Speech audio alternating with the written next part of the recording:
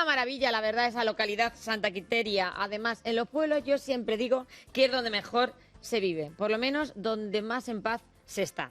Y hoy vamos a hablar de un tema que seguramente que ustedes ya han hablado en sus casas, porque todos tenemos pues un padre que va cumpliendo años, un abuelo, una abuela, y nos preocupa la conducción en las personas de tercera edad. Entonces hemos invitado a dos expertos para hablar sobre este tema con ustedes, que también intervengan, que nos llamen, que preguntan, a ver qué les parece. Nos acompaña Fernando Minaya, él es director de movilidad en FES Vial. Bienvenido, Fernando. Muchas gracias. Un placer tenerte en el programa. Igualmente. Y también Manuel Pradas, jefe de destacamento de la Guardia Civil y Tráfico de Toledo. Muchas gracias por la Un invitación. placer teneros en el programa. Gracias a vosotros. ¿Por qué hoy hablamos de este tema? Nosotros siempre nos gusta, en Estando Contigo, hablar de temas que tienen que ver con la actualidad que vivimos cada día. Y hace unos días escuchamos una noticia muy triste. Un señor de 87 años que iba conduciendo, copiloto otro de 89, detrás otro de 77. Se van a incorporar a la autovía de Valencia y la fatalidad de ir en dirección contraria. Se cruzan con un coche de unos jóvenes que se iban a su universidad, 4 jóvenes en este caso, con edades entre 18 y 21 años, choque frontal, pierden la vida 5 personas. Tragedia, peor, imposible. ¿A quién le echamos la culpa ahí? Bueno, ¿A nadie? Yo creo que la culpa no tiene un único razonamiento, ¿no? Sino que habría que mirar todos los factores. En ese sentido, la agrupación de tráfico en esa investigación de accidentes, pero yo creo que son un cúmulo de factores que son los que desgraciadamente pues llevan a un accidente. Ese accidente. Pero lo que se nos queda a todos en la cabeza cuando escuchamos la noticia, ¿verdad que sí? Es un hombre de 87 años conducía. Sí, yo creo que el debate está ahí. Yo creo que no es un debate nuevo el tema de los mayores. Hay que decir que los mayores son colectivo vulnerable en la estrategia de seguridad vial de la DGT desde el año 2011.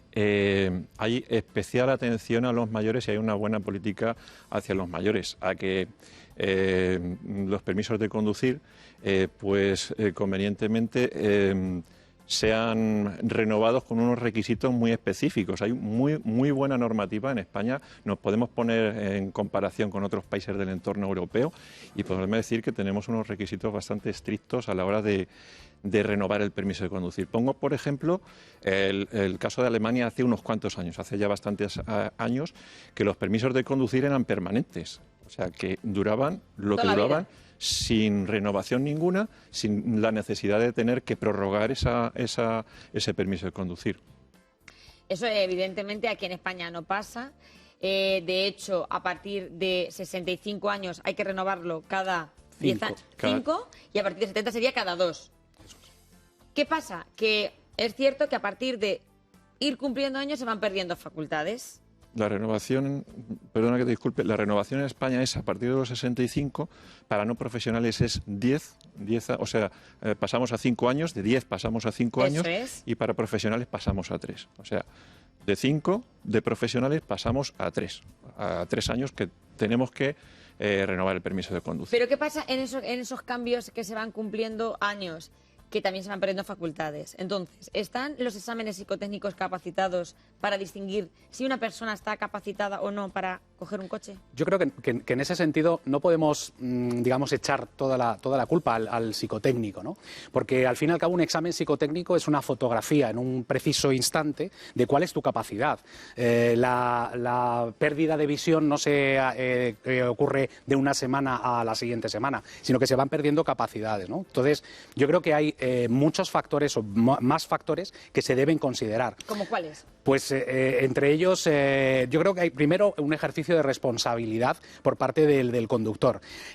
Como te indicaba al principio, cuando se produce un accidente no se produce por una sola causa, hay múltiples causas. Y hay ciertos elementos, ¿no? Esto está tipificado en prevención, ¿no? Se llama la pirámide de Behr, que dice que por cada 600 incidentes hay 30 daños materiales, 10 accidentes leves y un accidente mortal. Es decir, hay una serie de factores: me he dado un golpe, ya me canso más, me fatigo muchísimo más, me pitan, es que me cuesta mucho leer la señalización. Son como señales que te van llegando, que tú vas viendo que no estás ya en las mejores condiciones a la hora de coger un vehículo. Claro, más luego tenemos que darnos cuenta de que independientemente de que la persona sea mayor o no mayor, nuestros vehículos ahora mismo son prácticamente naves espaciales. Totalmente. Tienen muchísimas Y eso cositas. nos da una falsa seguridad que pensamos que vamos en la carretera como si no pasase absolutamente nada. Sí, yo coincido con Fernando en que la primera responsabilidad, desde luego, es del conductor. Del conductor a la hora de hacer ese examen psicotécnico que tiene que ponerse delante de unos médicos, son facultativos. Estamos hablando de que un centro de reconocimiento oficial de conductores al final tiene un oftalmólogo, tiene un médico de medicina general y un psicólogo. Se tiene que someter a las preguntas de esos tres facultativos. Les hacen muchas preguntas y las primeras preguntas que les hacen es si tiene usted alguna enfermedad. Tiene enfermedad coronaria, de tipo alguna facultad mental que pueda impedir su conducción o que pueda entorpecer sus habilidades. La capacidad visual se reconoce correctamente, la capacidad auditiva. En fin, son una serie de factores que el médico en ese momento tiene que intentar hacer análisis de qué es lo que tiene esta persona, porque no tiene otra información. Los centros de reconocimiento a día de hoy no reciben ninguna información de la sanidad pública ni de la sanidad privada. Entonces, tiene que hacer ese reconocimiento íntegro de qué es lo que le pasa al paciente. ¿Y estaría bien que existiese un informe Yo, paralelo? ¿Vendría bien ese Yo creo que informe? ya existe, o sea, y debemos, no es lo mismo el reconocimiento médico que indicaba que ir a nuestro médico de atención primaria. El médico de atención primaria es el que más próximo está a nosotros, el que reconoce. El que te conoce, el que Claro. vigila si la tensión te sube últimamente más de la cuenta, si ha habido una arritmia en tu electro. No, Entonces, una simple apnea del sueño. totalmente. O si últimamente has tenido una apnea del sueño y además estás yendo a un especialista para que controle por qué se produce esa apnea. ¿Ese informe debería de estar también ahí? dentro del reconocimiento médico hay una cosa que se llama el historial clínico, que es donde el médico que le hace el reconocimiento refleja absolutamente todo lo que ve por detalladamente. Son datos sanitarios. ¿Qué ocurre? Que no es una declaración en sí del propio conductor, sino que es una declaración del propio médico de lo que le va diciendo el conductor. Yo creo que, en cierto modo, sí que se podría mejorar si nosotros obligamos a los conductores a que hagan una declaración jurada que tenga consecuencias en el caso de que false los datos. Es decir, si yo tengo una esquizofrenia, por ejemplo, que lo puedo tener, en ese examen que se le hace psicotécnico no va a ser posible. Normalmente No nos vamos a enterar. va a ser muy difícil que se pueda detectar en ese momento. Entonces, en ese acta, en esa declaración jurada, que se ponga de manifiesto por parte del conductor cuáles son las enfermedades que tiene, y con arreglo a eso, pues que se pueda... Pero algo debe de estar fallando ahí cuando vemos que nos encontramos en la carretera y vosotros, los que os dedicáis al tráfico, más todavía, personas que no están preparadas para llevar un vehículo. Nos encontramos a muchas personas mayores que van conduciendo un tractor, que a lo mejor ya no deberían conducir ese tractor. Y es un problema que tenemos en esta región, que es Castilla-La Mancha, donde la mayoría de la población es envejecida y aparte de eso vivimos, es una comunidad llena de pueblos donde la mayoría de la gente se mueve en trayectos cortos con su vehículo, el coche viejo del hermano, del sobrino, y eso es una realidad. El teléfono está abierto para que ustedes intervengan. También hay que decir a favor de los mayores que... Solo el 10% de los usuarios de la carretera supera los 65 años. Ese dato está ahí. Uno de cada 3 accidentes tiene como protagonista a una persona mayor y que su tasa de accidentalidad es 4 veces menor que la de los menores de 25 años. Es decir, ¿por qué? Y dicen un estudio hecho, ¿respetan más los límites de velocidad? ¿Eso es así? Sí. Aquí estamos la Guardia Civil para decírnoslo. ¿No son agresivos en la conducción? No, ¿Eso normalmente es así? no. ¿Aceptan mucho mejor sus propias limitaciones auditivas y visuales? Eso también es una realidad. Recorren menos kilómetros y evitan también conducir por la noche. Pero ahí ya pongo yo también una interrogación. Recorren menos kilómetros, pero recorren los mismos kilómetros casi siempre y eso les hace confiarse. Es decir, me voy de Villarrobledo a San Clemente y de San Clemente a Villarrobledo. Como me sé el camino, voy tan tranquilo. Y ahí hay muchísimos accidentes de tráfico también. Es que eso es un problema. O sea, saber cómo está esa vía influye además las condiciones ambientales. Y en muchos casos, hablabas antes del tema del tractor, sí me gustaría sacar esa lanza, y la señalización también. Y saber identificar la señalización en condiciones climáticas de niebla, en condiciones climáticas de muchísima lluvia, granizo, pues hace que en muchos casos sea imposible, ¿no? Entonces, yo creo que influyen en ese sentido ese conocimiento de cómo es la vía, de que yo sé que tengo que salir a mano derecha. Es un efecto que cuando se produce, y pongo encima de la mesa otro elemento, que es el tema de la infraestructura, de la propia carretera, ¿vale? Es importante hacer una reflexión sobre qué tipo de carreteras tenemos, ¿no? Es lo que se denomina consistencia de la carretera. Si estoy habituado a salir a mano derecha y todas las salidas son a mano derecha, si de repente me encuentro cualquier circunstancia, cualquier elemento que tenga a mano izquierda, es un factor sorpresivo. Y eso va a provocar... Y eso provoca que la gente se meta en dirección contraria. Correcto, muchas veces. Exacto. Entre otras cosas, ¿no? Entonces, es importante y hay que lanzar una importante para las personas mayores en el sentido de que dices que sí que tienen esos elementos. Conducen mejor, pero también tenemos otra cosa, ¿vale? Que el entorno ha cambiado.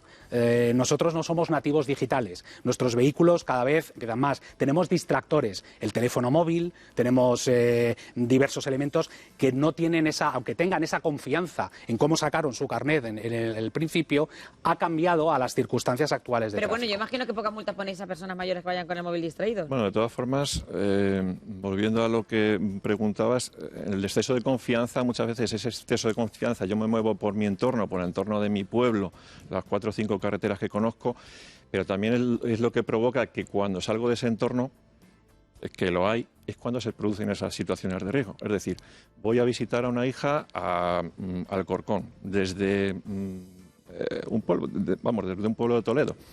En ese momento se produce, salgo de mi entorno y se produce normalmente una desorientación por parte de la persona. Está acostumbrada a moverse en ese entorno, en cuanto empieza a ver señales distintas, se produce una desorientación que es lo que puede provocar en un momento dado el accidente, ¿vale?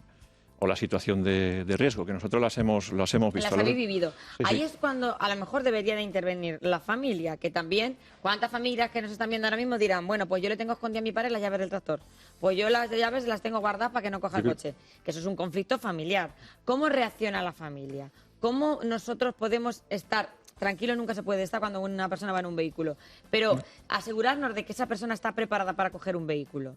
Yo creo que la familia tiene ese recurso. Es la única a la que yo puedo poner ese recurso para decir, mi padre o mi madre tiene el permiso de conducir y le empieza a ver cosas que no me gustan cuando va conduciendo.